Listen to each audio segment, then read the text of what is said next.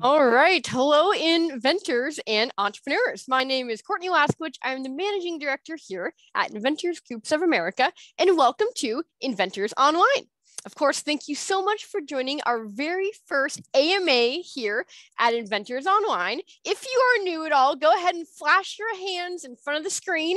We'd love to, wow, look, we got a ton of, well, Ben, he's not new, but Courtney, everyone else here. What do we do if we're not new? What do we do? Another hand gesture? Like maybe just like a thumbs up. Okay, you guys are coming back here. Let's get a little thumbs up. There we go. Wonderful. Well, welcome for those of you who are new. IGA, for those of you who are not familiar, was founded in 2017 by Stephen Key and Andrew Krauss to teach individuals how to best commercialize their product ideas, as well as strengthen and support inventor groups throughout the nation.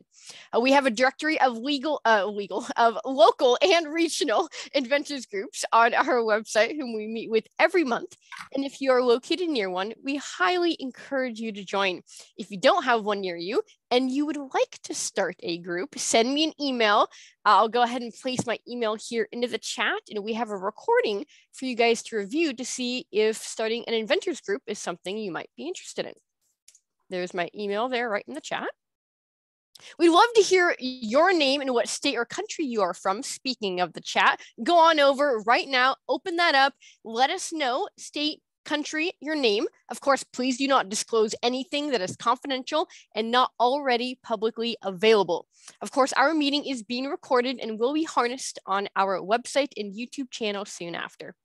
Now, learn tonight what makes a product successful and how he sold his patent portfolio twice and so much more in our first ever AMA, from being an author, inventor, entrepreneur, IP strategist, and educator, of course, our co-founder. Let's give a round of virtual applause to the man himself, Stephen Key.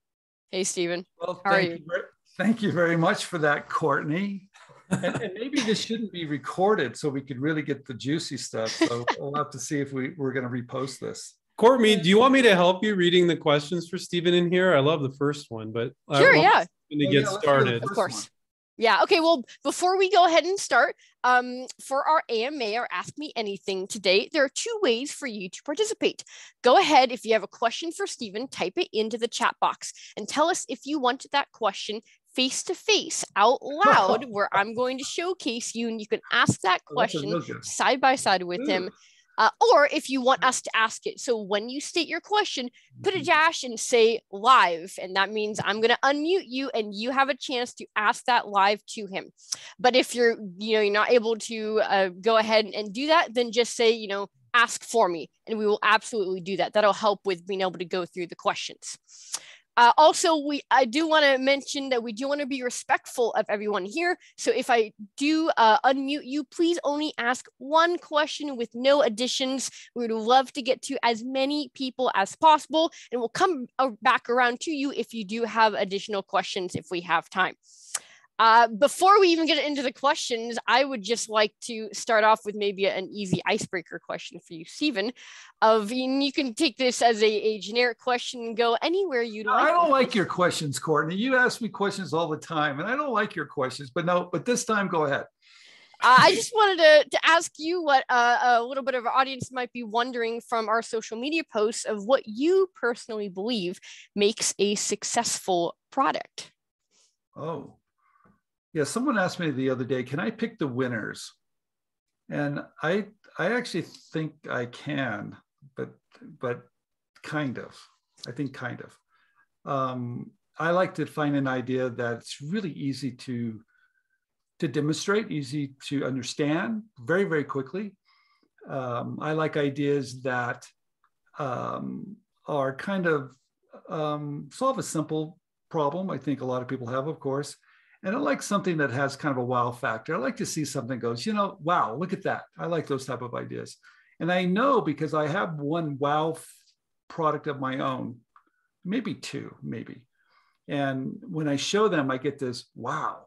And when you get this wow, you kind of know you've got something. So that's how I can tell if there's a wow factor. I pretty much know you're going to be selling some units. Yeah. Wonderful. On a related question, Stephen, the first one is from Neil. Stephen, what is the worst, in all capitals, invention idea you ever had, and why? I love that.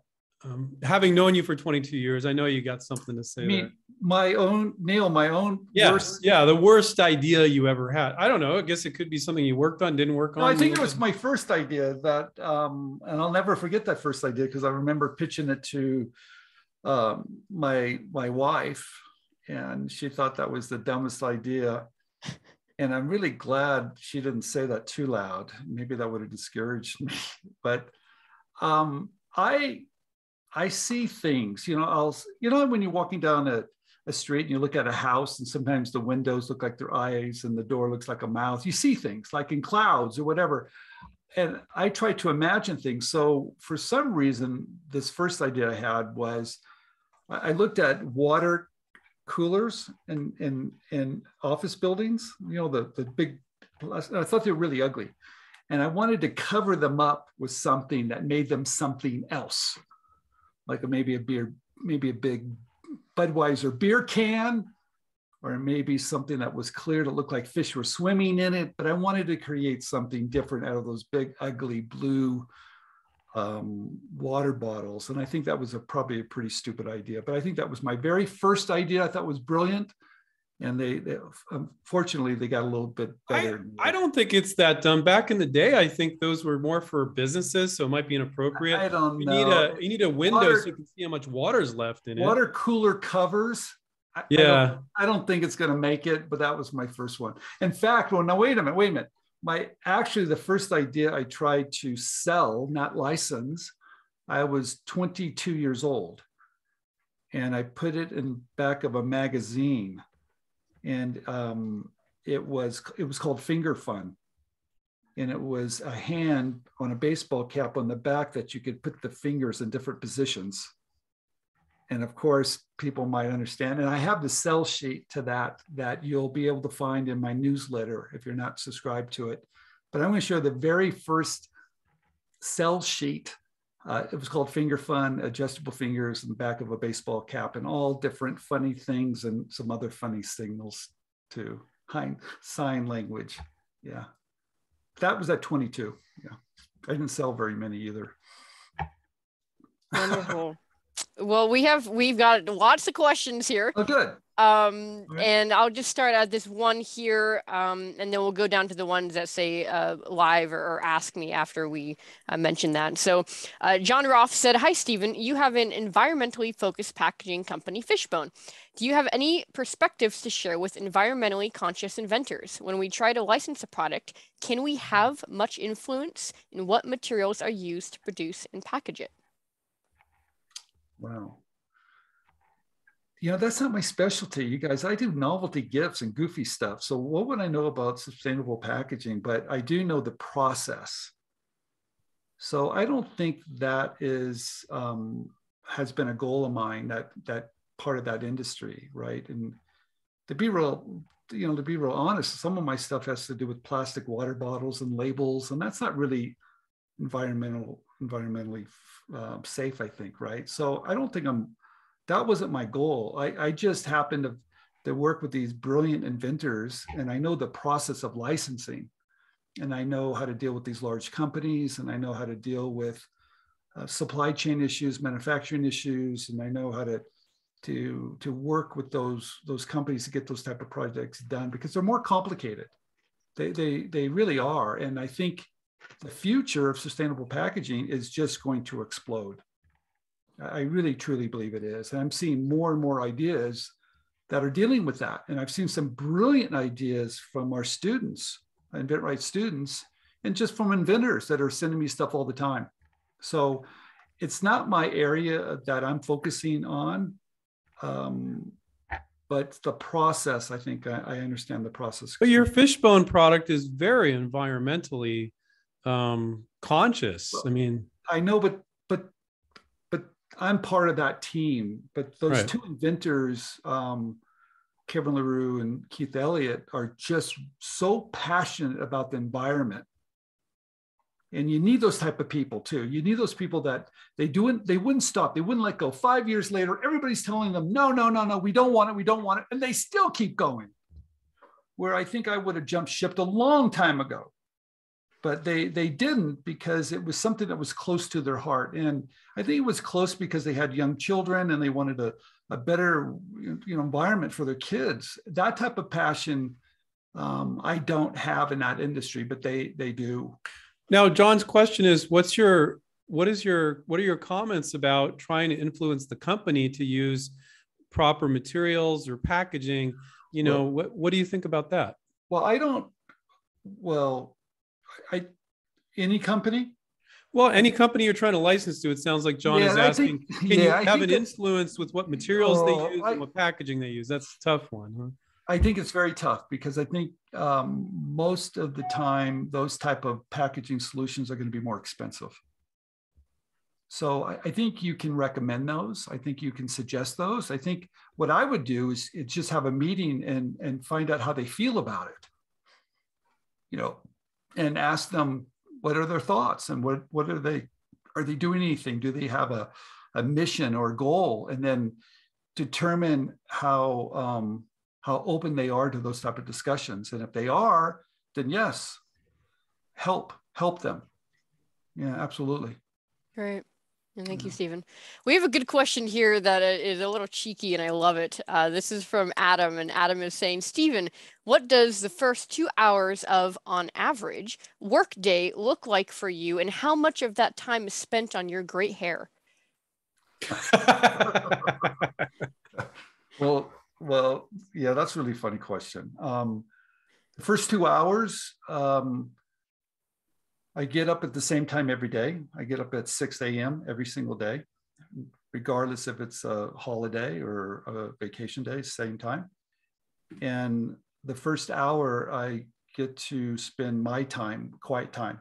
And that quiet time is either reading things that interest me, looking at the news, but also doing some writing at that time. It seems to be that I can start my day being productive right out of the gate. I like that. Out of the gate, I got something done. And I can do that just about anywhere. You guys, even when I travel, I only travel with my phone. I don't travel with the laptop. I can do everything by my phone. Even Andrews, I think, is surprised I can do so much by my phone. So I'm writing quite a bit. I have a new book I'm writing now. I spoke to my editors today about this new book and the strategy behind it, the proposal, all that kind of great stuff. So that's how I spend the first couple hours. It's really about what I want to do on my personal projects. And then my world starts at 9 o'clock, basically. So shower, walk the dog, do a little bit of work, have a little breakfast, and then 9 o'clock, everybody knows that's when my day really starts. I don't spend any time on my hair. And that's kind of a really gift, because when I get a haircut, I would just drop into places that I didn't even know just to get a quick cut. You can't screw it up, kind of. And I think that's very fortunate. And now that it's gone completely gray or white, it's even harder to screw it up. So I shower, and I don't blow dry. I just shower and I'm out and I'm done, pretty much. I put some junk in there. They kind of just, I don't know, just something I do. But no, I don't fuss with that at all. Nice. Thank you, Stephen. That was great. No, too much work. Michael. Now, Benjamin, I know Benjamin fusses with his hair, but no, I don't fuss with mine. Oh, wonderful. We have a question from Michael that he wants us to ask. And he's asking, Stephen, would you recommend working with a company that asks you to invest in the marketing of your idea upfront cost while they take on all other costs and risks? Right. Read that again. Would you recommend working with a company that asks you to invest in the marketing of your idea upfront cost while they take on all other costs and risks? So I'm not sure if it's referring to licensing or venturing, but it sounds like there's maybe some, you may have to, like they say, you do the advertising of your own product and then they do the rest. Yeah, you have to look at what your skill set is and what you're willing to do from an investment standpoint. I think in any deal, you have to be careful too about how clever some of these people approach you today. And I think there should be a warning, because we're seeing more and more of it today. The people that take advantage of us inventors have gotten very clever over the years. And it started with, here's an invention kit. It started with, we'll share in the royalties. It starts with, we want an 8% royalty, but we want some development costs. There's all these variations of getting you involved in their world. And they're very clever at it.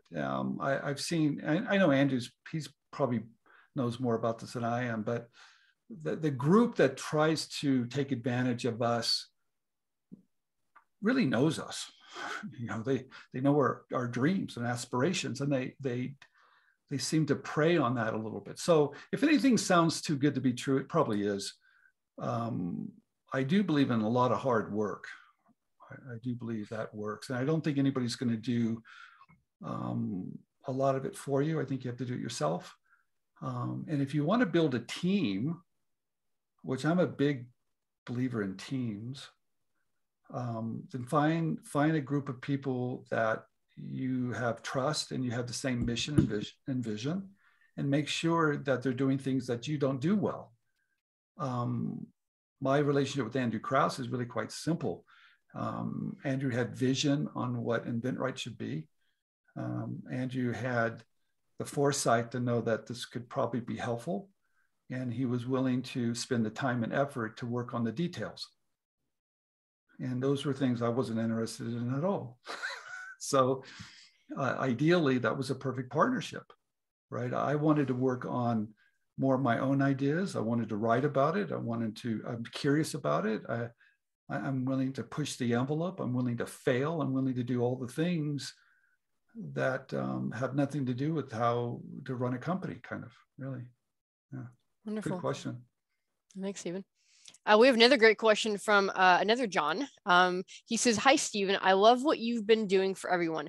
Are you still developing products for licensing? And do you ever get discouraged? If so, what do you do to get over it?"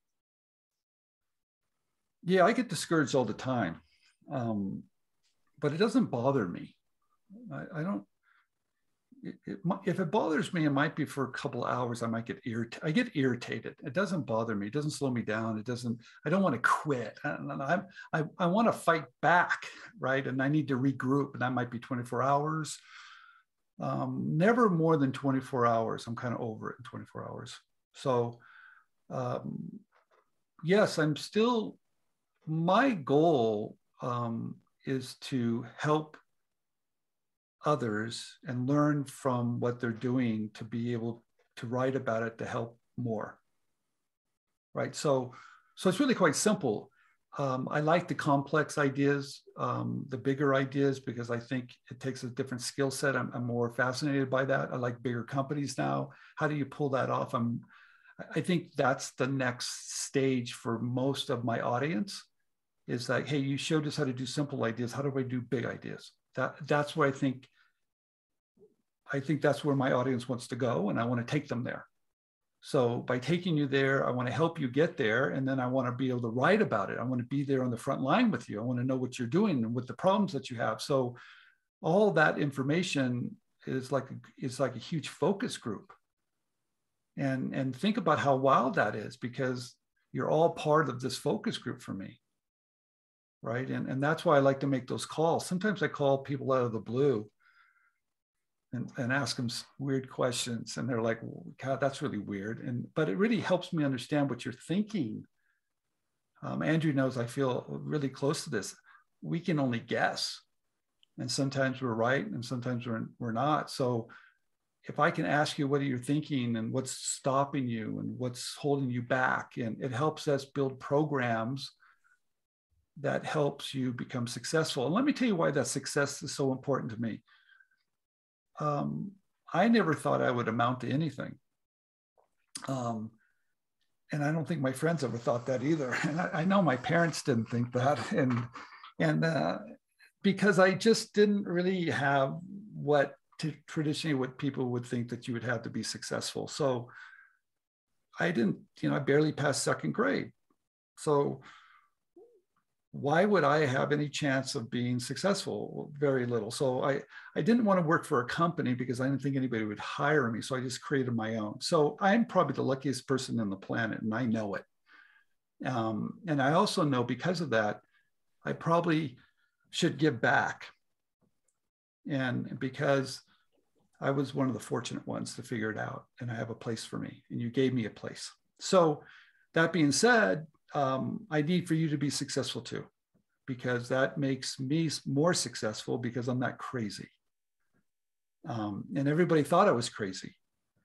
And I think everybody thought Andrew Krause and I were crazy with InventRight, and that we did things differently. And we didn't think you need the patent system or prototypes. You didn't need any of that stuff. And so the whole industry thought we were nuts, but they don't anymore because of the success that we're having. And they can't argue success. So what happens with that success, it opens doors for us to do greater things, that bring companies to you, to learn more about the process, to write about it. So I need for everybody to be successful. So it's a different approach. And that's why Andrew and I have been on a mission to give everything away. And people don't really understand that because, typically businesses don't give everything away. We have done that. And I think it's worked brilliantly because we have more success than anybody on the planet because of it. Yeah. That's wonderful. Very inspiring. People are a little shy today. There's not very many live questions. It might be Stephen's maybe a little intimidating. But I've got a question here from Tim, and then Ben, maybe whatever question you have a stirring in your pot, you can ask live, and then we'll get one live in and see if others have some questions to ask live as well. We have a question here from Tim, and this opens a big discussion. So Stephen, just feel free to answer how you like. But Tim is asking, can you still license a product even if you're unable to receive a patent? The patent system, you guys, the patent system is based on the American dream, right? I mean, it is, and it's worked. And it's worked so well that look at all the great innovations that have come to, that we use every single day. So the system works in a way, but there's a part of the system that doesn't work very, very well at all. Most patents never collect a dime. 97% of all patents never recoup the cost it takes to file them. I think that's a problem. I think the USPTO, which I do believe in, I think it has some problems, and I pointed that out in an article about the 4 reasons. It was something like 4 reasons why the patent system is broken. And I spoke to someone that worked at the USPTO, and he said, Steve, that doesn't mean anything. Do you know of any government agency that's not broken? And I kind of laughed going, no, you're right. I don't know of any. So I don't think you need a patent. And I'm still a patent holder. I'm still filing patents, and I don't think you need one. Now, how does that make sense? It does, because I think you can use those for other things than what we're kind of filing for. I think we're filing for protection, that no one's going to steal my idea. Well, I don't think that works today. And I don't think, if Apple cannot protect their intellectual property, how can any of us protect it? And it's a big person. It's a company with a lot of money game. It's a money game, right? And it always has been. And who likes to talk to lawyers? Lawyers, when you need them, you need them. But the bottom line is, I don't think you need a patent. I think you need a good idea, finding the right company with good marketing material, filing a good provisional patent application, that if they want to file a patent, be my guest, or maybe they pay for you to file it. So I do believe in it. I think there's a lot of noise on the internet from a very good friend of mine, which drives me out of my mind, that the system worked for him extremely well, but he complains about the patent system. Well, it's never been great and never will be great, but I do think it has some wonderful aspects to it, because you can raise money with a patent. people will believe in you with the patent. There'll be confidence. They'll do all these things, but to think that you're going to keep other people away from copying you, I don't think that's reality today. So I don't think you need one. No, I don't. Wonderful. Yeah. Thank you, Stephen. I know a lot of people have questions on patents. Well, let me talk powerful. about Atlantic, that licensed Fishbone. You know, that agreement has nothing to do with intellectual property. And wait till I tell that story, because that's like impossible. How do you sign a licensing agreement that's not tied to any IP? And it's not tied to IP. It's tied to good people, you know, creating demand, know-how, goodwill, all the things that have to do with good business. And I think that's the future. Yeah. Wonderful. Yeah. Thank you, Stephen. Ben. Hey, Ben. Yeah, let's go ahead and feel free to ask your question. You know, I'm going to be nice. I'm going to softball it, Stephen. Yeah, I know Stephen well, and we share some similar hobbies, but both of us really love to create in a bunch of different ways. I don't know if people know Stephen sculpts. He's likes taking pictures as well, creates products, writes, does a lot of different forms of creativity. And so my question to you is, out of all the different things, working with plush toys back in the day, all the different ways of creating, what's the one that's the most satisfying to you out of all of them? What's the one that gives you that escape whenever you're in the throes of creating, that sweeps you away still? Well, it's changed, Benjamin. It's changed, right? I mean, what I wanted to do, you guys are going to think this is the craziest thing ever. When I was probably 18, I was living in Los Gatos, and I would go to this place called Old Town, and there was a person that did metal sculpture. And I thought I was going to be a metal sculptor. I was going to do metal sculpture. That's what I wanted to do.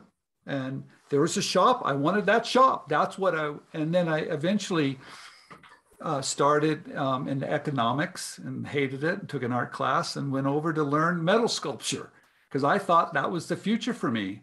But I realized very quickly it's hot, it's dirty, and it's long. It takes a long time. So I didn't like it. I liked how it looked, and I liked it, but I didn't like it. But Benjamin's right. I started studying sculpture, and I used to do clay busts. For my wife was in corporate America, but then she taught history, and I used to sculpt famous characters for her 6th grade class. Whatever character they were discussing, I would sculpt the bust and take it into the classroom. So that's a hobby of mine, although I don't do it any longer. I started sketching again for the first time, but I don't. That's not really a strong skill of mine. You know, I think the thing I like now is gardening, Benjamin. And I think that has to do with a little bit like creating your environment. I planted trees in my backyard that change different colors because we have 4 seasons in Tahoe. So it's like a painting. And so I live on almost 2 acres, and I can, the gardening's the only thing I can control. I like that too, because you can't control a lot with licensing. All right. So if I can dig in the dirt and I can feed it and take care of it and it will grow, I have full control over it. So I think of myself as a master gardener, kind of. You've been to my backyard. You know how much I love that. You don't have much space left.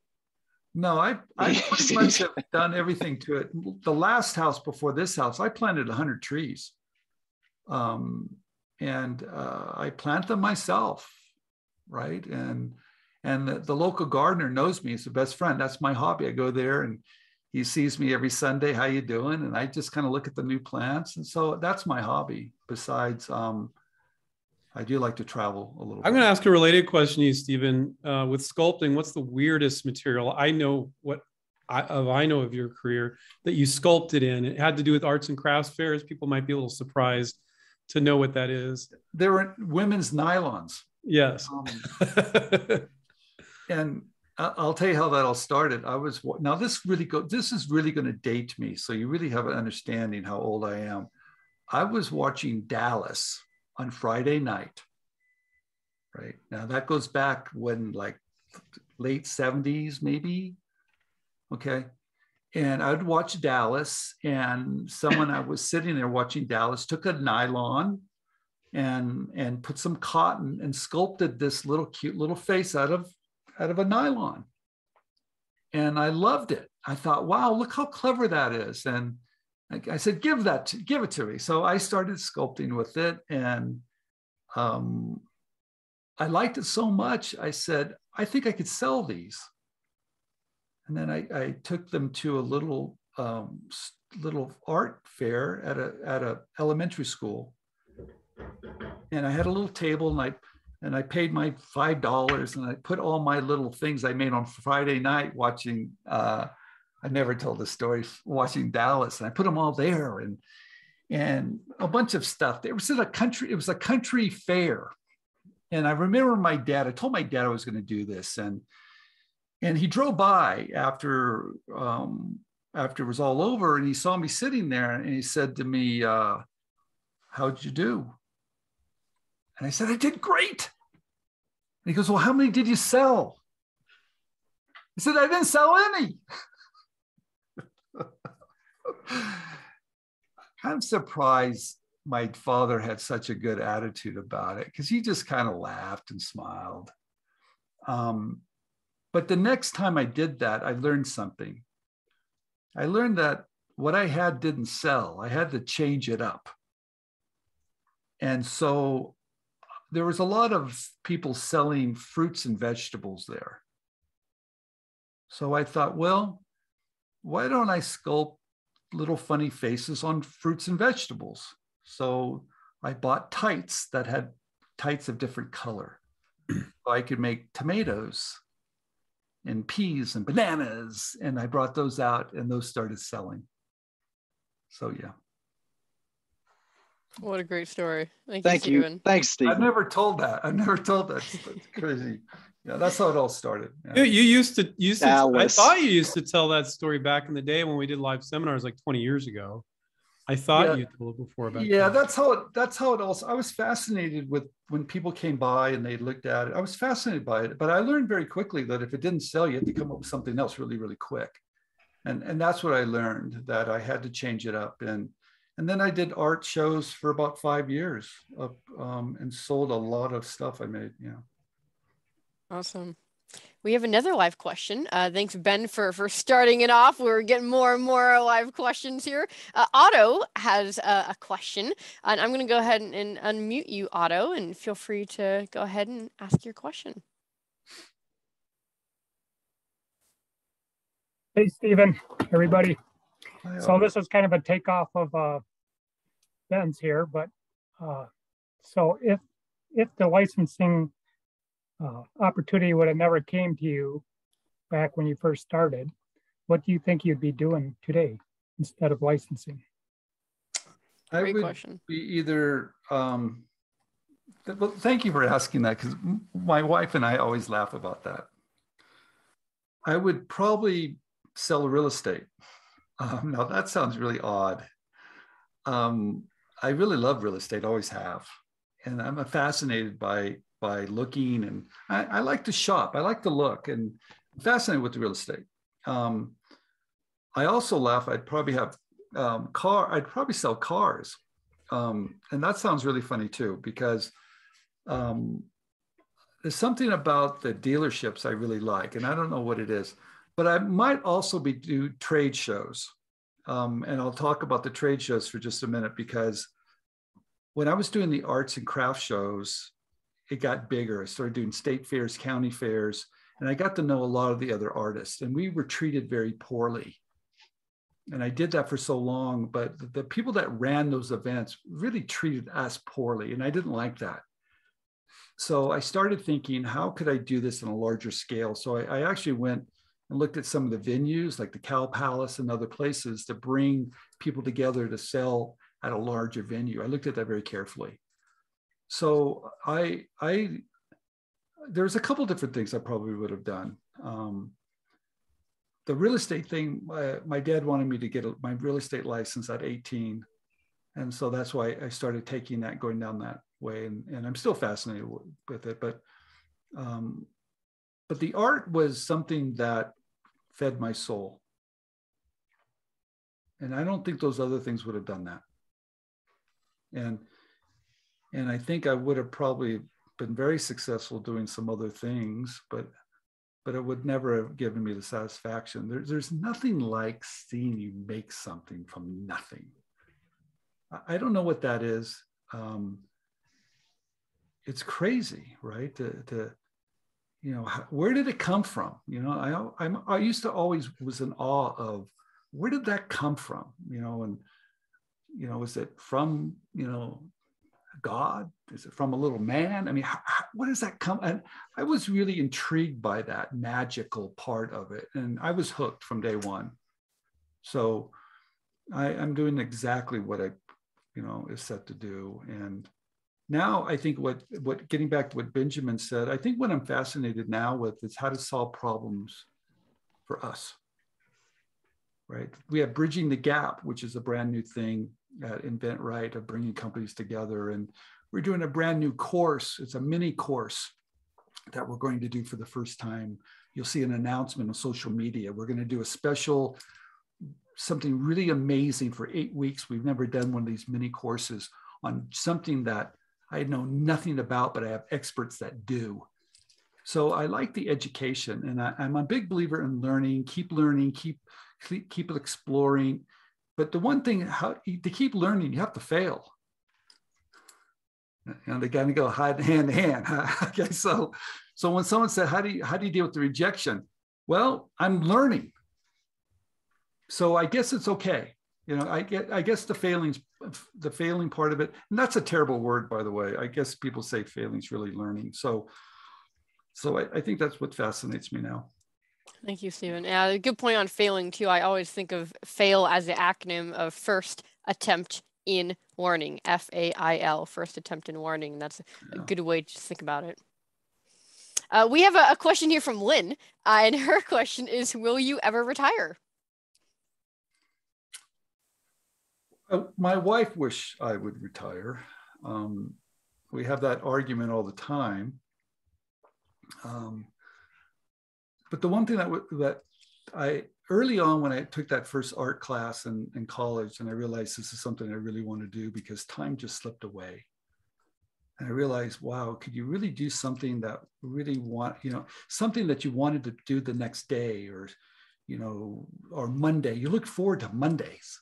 I mean, if you had something where you really looked forward to it, that's like the ultimate thing, right? And I knew if I found that, why would I ever stop that?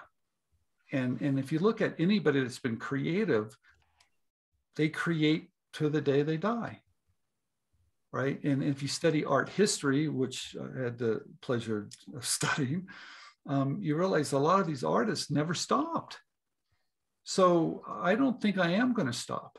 I just think my creativity, and I know where my creativity comes from too, you guys. It's really simple. When I learned early on that, school wasn't going to be a great thing for me, and I had to find another way around to learn differently. And I think all of us that are creative, we learn a little differently, and we really have obstacles. And I had a lot of obstacles in front of me. And the one thing I've learned is how to overcome obstacles. In fact, they're not really obstacles, they're just doing things differently. So having problems in front of me don't bother me. In fact, they intrigue me, they inspire me, they give me, it makes it exciting for me. How do I figure it around? So I don't think I'll ever stop trying to figure out obstacles.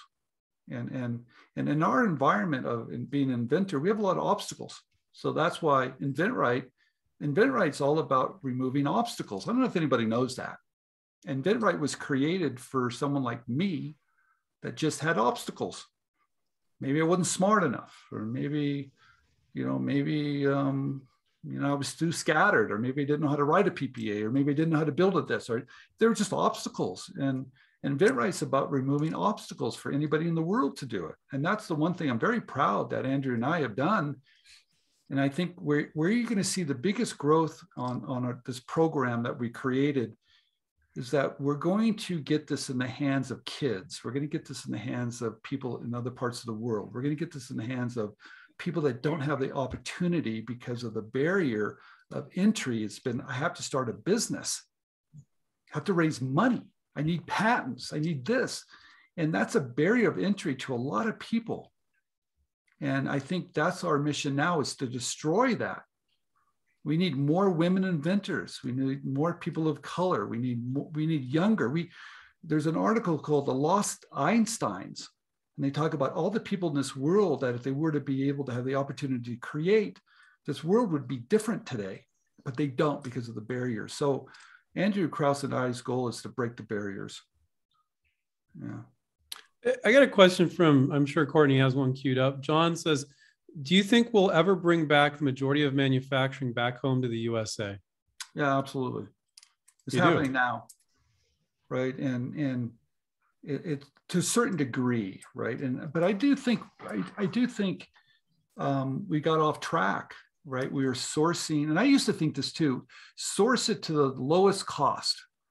Well, yeah, that doesn't really help a lot of people, right? That keeps some people not making much money, right? And we move some things offshore. But should we give our asset of imagination? The one thing about there's a lot of things you can say about people in the United States, trust me. But there's one thing you can say about people that have the freedom to have an imagination. That is really a really rare thing. And someone said, there's going to be robots and AI that are going to replace all these jobs. There's one thing they cannot replace, is your imagination. And that's something that each and every one of you that's listening tonight, that is an amazing skill you have that's going to be in more demand in the future. So you want to keep building that muscle of creativity, and you want to position yourself as a creative person. And you have something that's a commodity for the future. So I think you're going to see a lot of this stuff come back to the United States, and I'm really looking forward to it.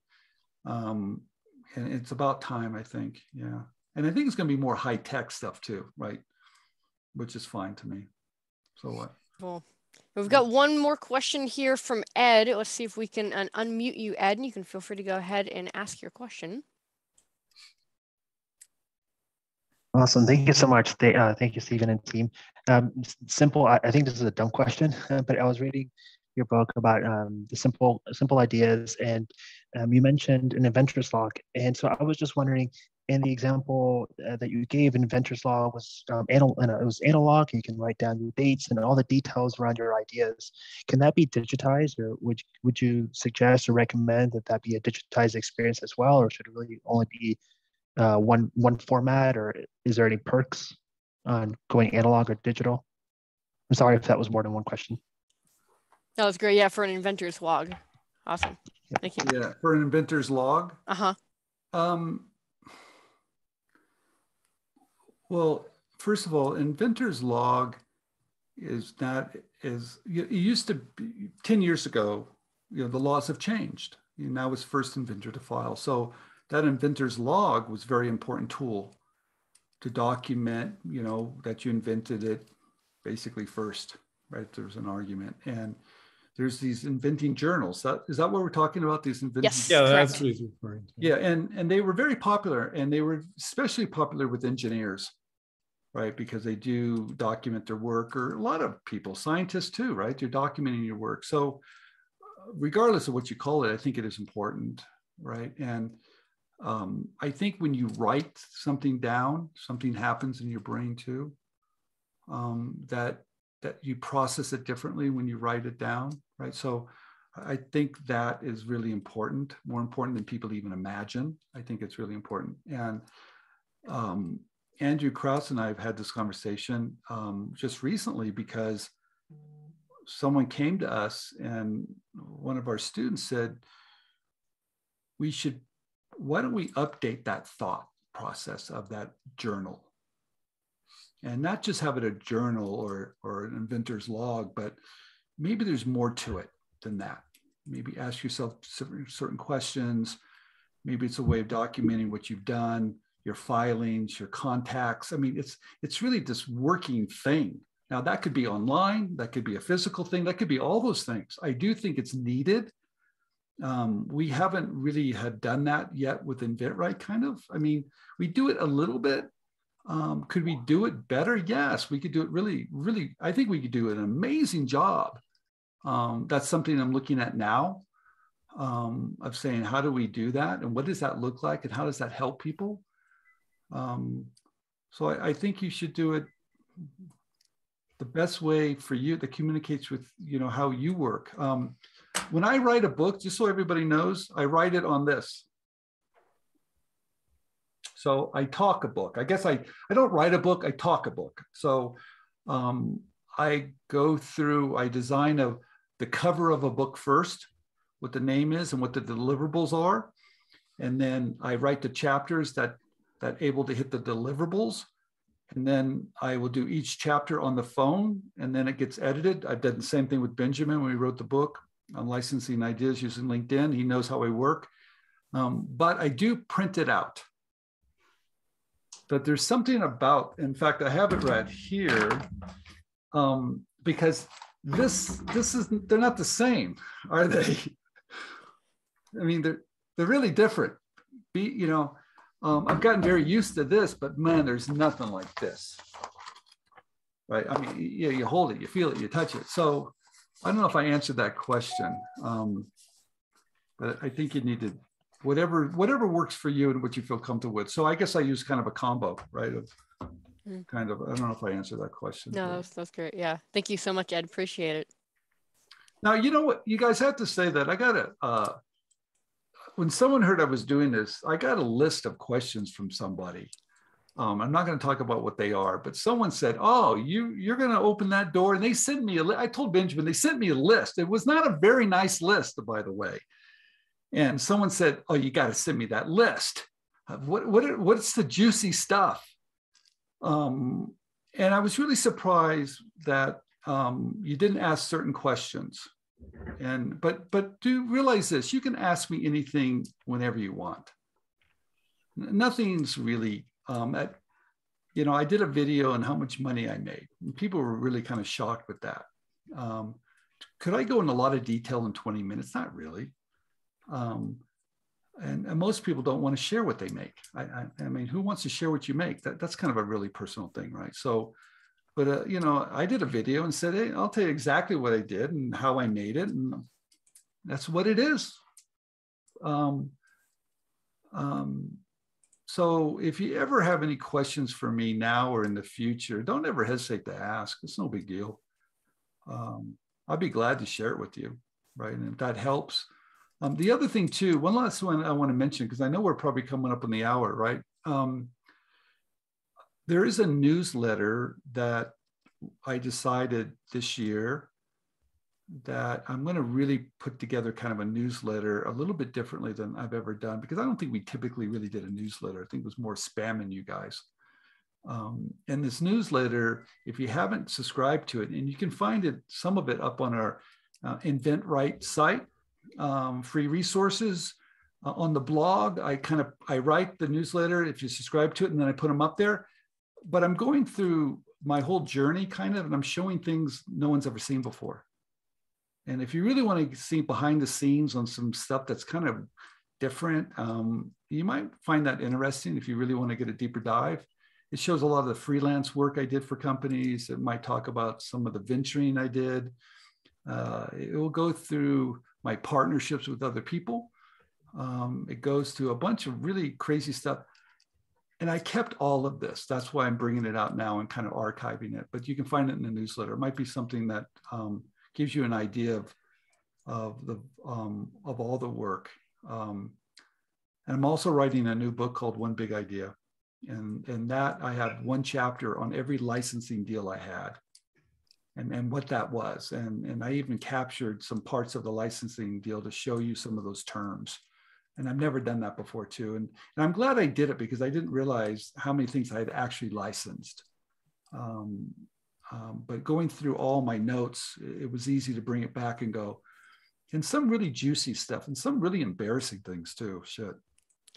I think the embarrassing stuff is great now that I've gotten older. I don't think it was so great at the time, but they're really funny now. Yeah. Wonderful. Yeah, thank you so much, Stephen. Really appreciate it. We're going to do a family photo here. But first, let's go ahead and give Stephen a wonderful round of applause. You guys can go ahead and unmute yourself and feel free to give him applause here. Good job. Thank you. Thanks for your time. You were easy on me tonight. You were easy. Do it again. I thought I was going to get some tough ones, but no, you guys are easy on me. Benjamin knows my deep, dark secrets, and he didn't bring up one of them. So thank you, Ben. I considered it.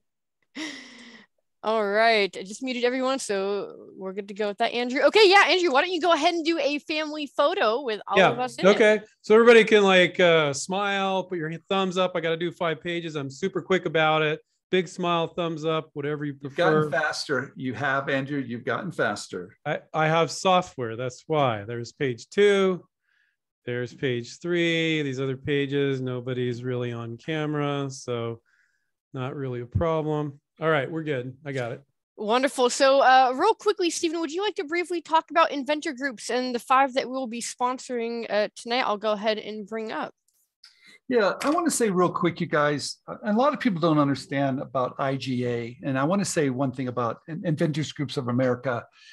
One of the reasons why it was created was that we knew there was a need for us, Andrew and Courtney, for us to help the leaders of the inventing groups across the country.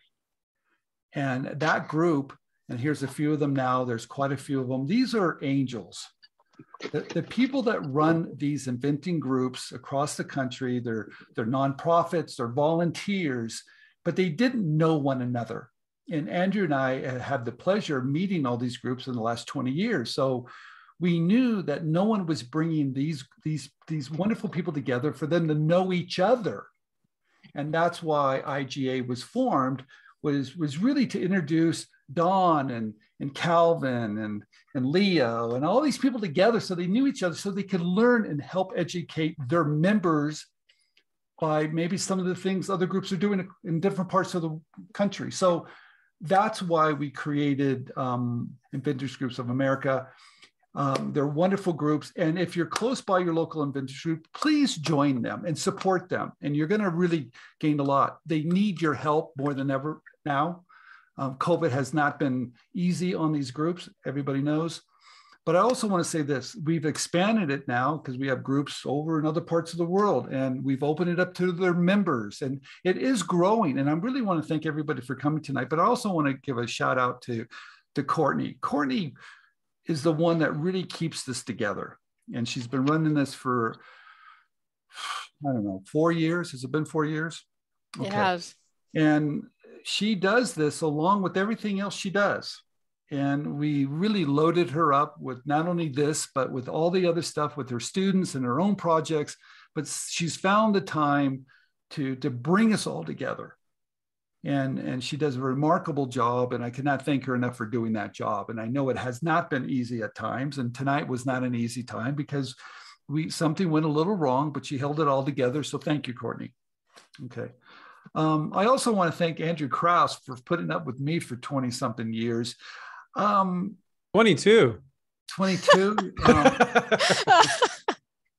I don't know, and we met at an inventors group. So it's really come full circle. We met at a group and now we help other groups. So thank you for joining Inventors Groups of America. And if you know anybody else that could benefit from this group, please tell them about it. And we look forward to seeing you next month. Wonderful. Thank you so much, Stephen, on our first ever inaugural AMA or Ask Me Anything. Thank you everyone here for coming. Really appreciate you all spending your evenings with us. And with that said, we hope to see you in our next meeting in May so we can bring you more expert information in the areas you guys need help in. Can you talk about that? Because that's a really wild one. We don't have the date yet, so I don't know. Should we talk about the person? Can we talk about the person? It's up to you. Okay, you guys, I want to say something. And when you start to build a network And I want everybody, if you're listening to me, if you're not connected with us on LinkedIn, please connect, because let me tell you how great LinkedIn is in building a network. Courtney said to me, why don't we do something on character licensing? Character license. What do you mean character licensing? Well, coming up with a character, what do you do with that? You got this cute little idea. What do you do with it? And we were able now, because she said to me, we were going to have someone come on. It didn't quite work out. And Courtney was trying to figure out, how do we get someone on to teach character licensing? And that's something that I've been very fascinated with and been kind of involved in. And so we reached out to a good friend over in UK that runs an organization called Mojo Nation. And we asked him, I said, hey, Billy, do you know anybody that could teach character licensing? And he said, yeah, let me introduce you to Keith. I'm like, okay. And Keith said, yeah, I'll come on. Now, what does Keith do, Courtney? So he created, he's the creator of Paw Patrol and Bob the Builder. So those are kind of big brands. Just a little. Yeah, those are like big brands. So let me tell you what's really great about it. When I told them how amazing this group was, and that's why it's good to tell your friends to keep on coming, because those eyeballs allow these type of people to keep coming on. And the day that we can get 500 people to attend these, we can get anybody in the universe on. So that's why it's good to share it, be positive, and let's get more and more people, because those are the type of individuals I want to bring on and let them teach you on things that you might want to do. So I think it's really cool. So Courtney, thank you for mentioning that topic. I think it's going to be awesome. So stay tuned for next month. You're going to hear something you've never heard from one of the best. There you go. Wonderful. Thanks, everyone. Really appreciate it. We hope to see you guys in May. And I hope you guys have a wonderful night, and stay tuned for next month. Thank you, everyone. Thanks. Bye. I'm driving.